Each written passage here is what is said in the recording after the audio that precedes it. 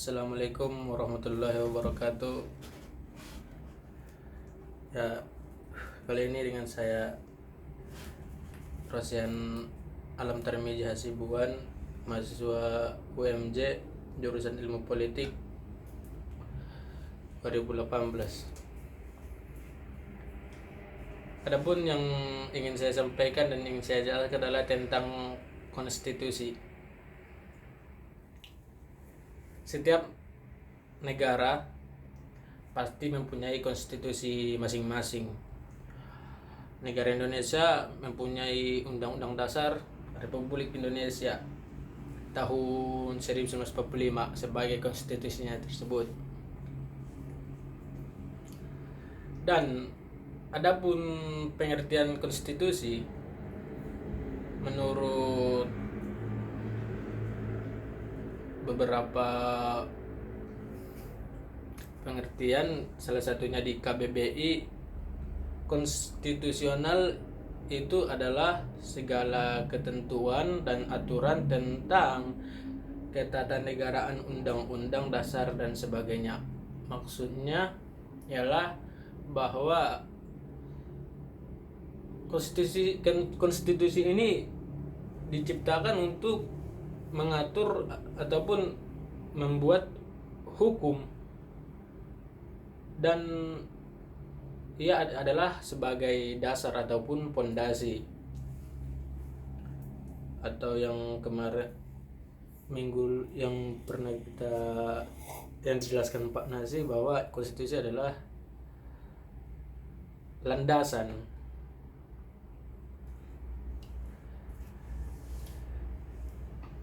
Dan konstitusi juga dapat diartikan sebagai undang-undang dasar, seperti undang-undang dasar kita di Indonesia. Adapun di berbagai negara itu ialah sebagai undang-undang dasar masing-masing. Dan konstitusi ini juga bisa diartikan sebagai doktrin dan praktis yang membentuk prinsip pengorganisasian fundamental negara. Maksudnya dia menciptakan sebuah organisasi itu membutuhkan sebuah konstitusional yang mana di dalamnya akan tercipta undang-undang dasar di dalam suatu organisasi ataupun suatu negara. Dan konstitusi itu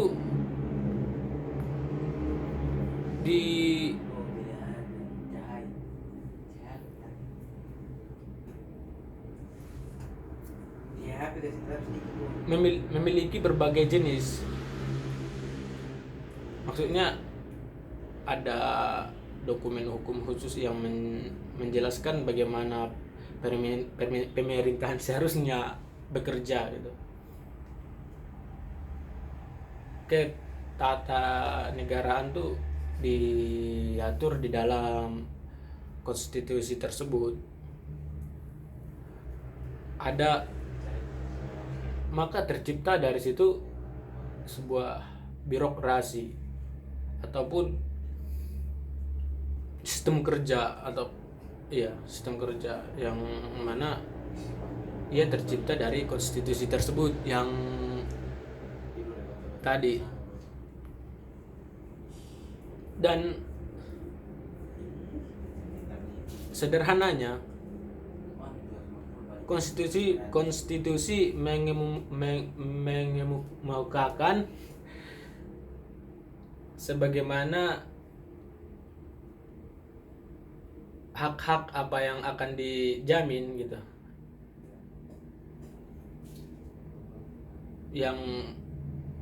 Maksudnya ini, konstitusi ini mengemukakan antara lain hak-hak gitu, hak-hak yang dapat dijamin dalam suatu negara dan undang-undang.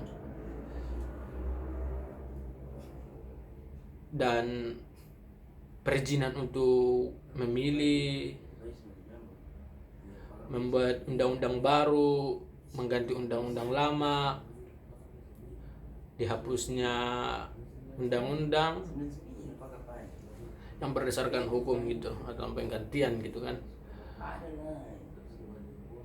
Dan juga bagaimana para pemimpin negara dipilih dan berapa lama mereka akan berapa lama mereka akan bertugas gitu. Di dalam konstitusi tersebut itu semua akan diatur. Umpamanya berapa periode, berapa tahun jabatan seorang presiden, jabatan seorang DPR, camat, dan kepdes gitu. Di dalam konstitusi tersebut tadi itu semuanya diatur. Begitupun dengan hak oleh rakyat dan di masyarakat Indonesia tersebut. Baik dia di kalangan masyarakat sipil maupun aparat gitu kan. Karena di suatu konstitusi itu kita semua itu berada di dalam kita semua itu berada di dalam suatu konstitusi gitu, aparat maupun tidak aparat.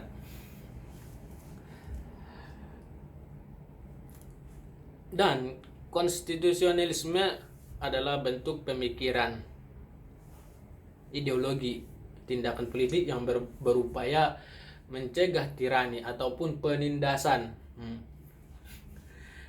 Ya kan, sekarang walaupun kadang ya bahwa di suatu negara yang berkonstitusi juga masih terjadi dan masih sering ada tirani gitu. Ya kembali ke tadi, tindakan politik yang berupaya mencegah tirani kan, mencegah tirani termasuk hasil terburuk dari kekuasaan mayoritas dan menjamin kebebasan dan hak-hak individu. Maksudnya kita akan dinaungi ataupun dilindungi oleh konstitusi tersebut, maupun secara organisasi ataupun secara individu gitu. Baik dia dalam kebebasan dalam berpendapat, ya di suatu konstitusi tersebut akan diatur dan dilindungi, maksudnya dilindungi. Dan adapun maksud dari konstitusionalisme itu adalah perilaku politik sesuai dengan konstitusi.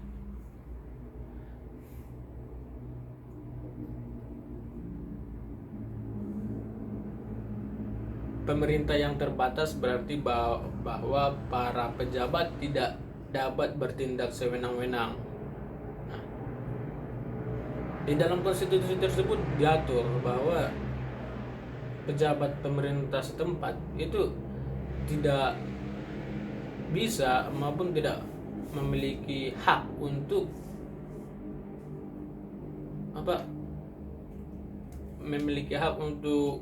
berbuat ataupun membuat keputusan sewenang-wenang sendiri gitu. Perlu adanya ya musyawarah dalam memutuskan suatu undang-undang gitu.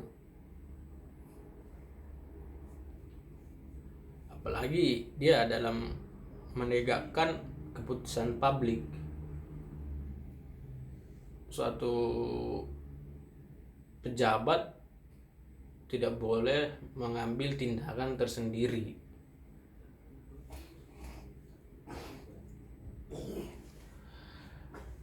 Pejabat publik tidak bisa begitu saja melakukan apa yang mereka mau, apa yang mereka inginkan gitu. Ya walaupun pada dasar bukan sih, pengimplementasiannya ya berlawanan dengan yang saya sampaikan tadi, kan itu pengamalannya mungkin beda, ya kan.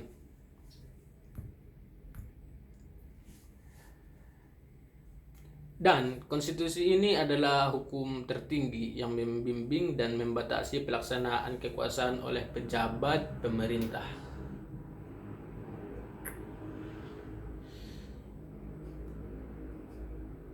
Bahasanya ini konstitusi hukum yang paling mendasar gitu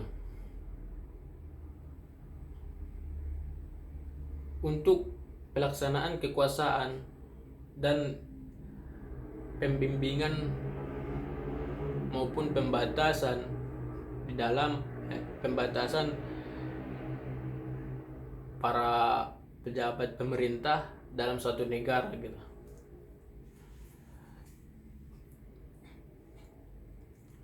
Dan konstitusionalis ini bentuk pemerintahan yang terletak di antara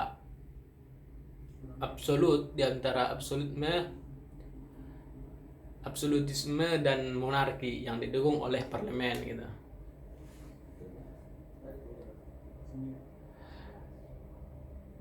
Di dalam absolutisme ini raja bebas untuk melakukan apa yang disukainya dan apa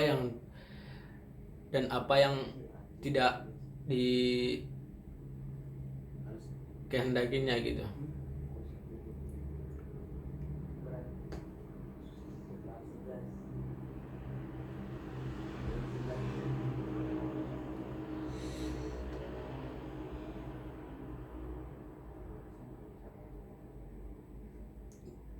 Dalam monarki parlementer, raja memiliki kekuasaan terikat oleh parlemen, bertanggung jawab atas apa yang dilakukannya. Iya.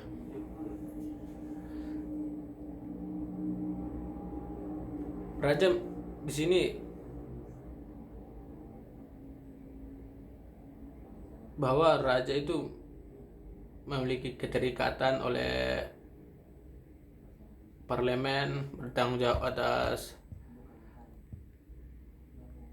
yang ia kendalikan gitu.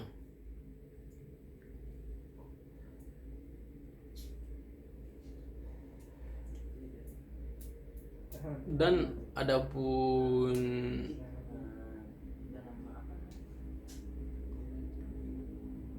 konstitusionalisme ini berasal dari orang-orang Yunani kuno dalam karya-karyanya Aristoteles ya,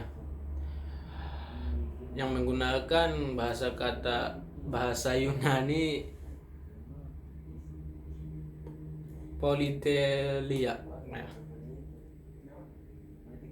politeia yang artinya konstitusi dalam beberapa pengertian yang berbeda gitu. Kan karena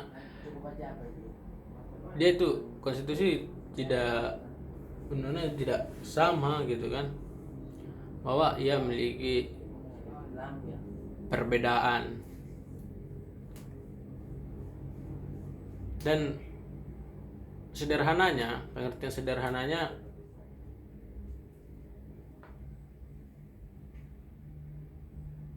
pengaturan kantor di polis atau negara bagian. Setiap negara bagian memiliki konstitusi, tidak peduli seberapa buruk atau tidak menentu yang diaturnya.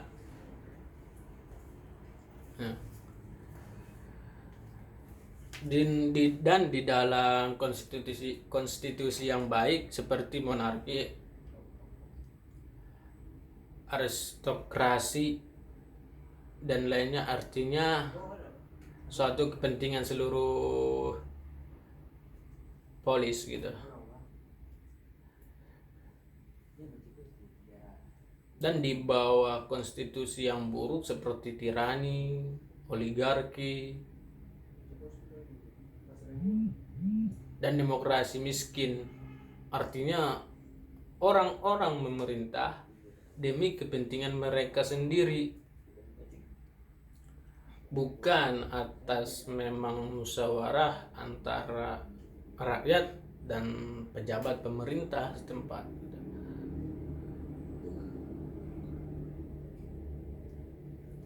Maka sering kita temui bahwa konstitusi yang buruk itu tumbuh suburnya tirani dan oligarki. Contohnya di negeri kita sendirilah, oligarki itu sangat tumbuh subur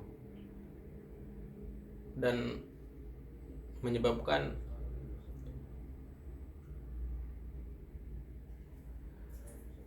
terjadinya gap antara sosial gitu, dan itu sangat terlihat di negara kita sendiri antara sosial kelas atas dan kelas bawah gitu. Saya itu sangat mencolok sekali gitu. Itu kalau tentang oligarki ini sudah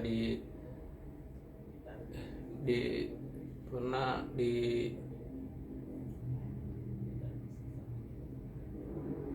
dijelaskan oleh Jeffrey Winters dalam bukunya Oligarki, bahwa dari dalam demokrasi sendiri itu sangat membuat implikasi yang buruk gitu.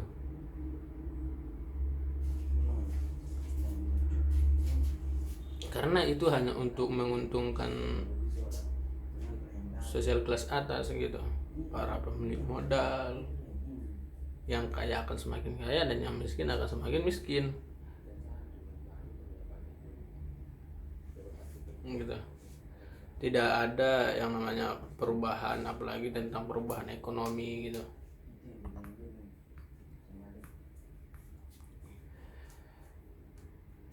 Dan masing-masing negara memiliki konstitusi yang berbeda-beda. Ada yang tertulis dan ada dalam suatu dokumen. Dalam suatu dokumen ada yang berupa kumpulan dokumen gitu. Maksudnya ada yang dokumen tunggal, ada yang berbentuk kumpulan dokumen gitu ya. Contohnya yang tidak tunggal, dokumen yang tidak tunggal itu konstitusi Inggris. Itu tidak ditulis dalam suatu dokumen tunggal seperti kebanyakan negara. Konstitusi Inggris ada yang tertulis seperti